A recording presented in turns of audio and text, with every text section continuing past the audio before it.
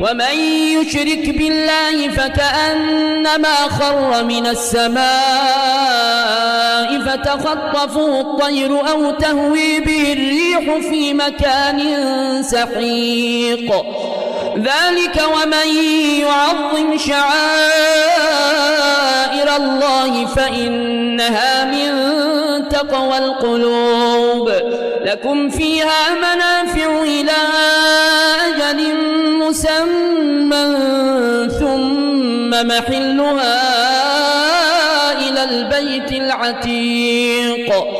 ولكل أمة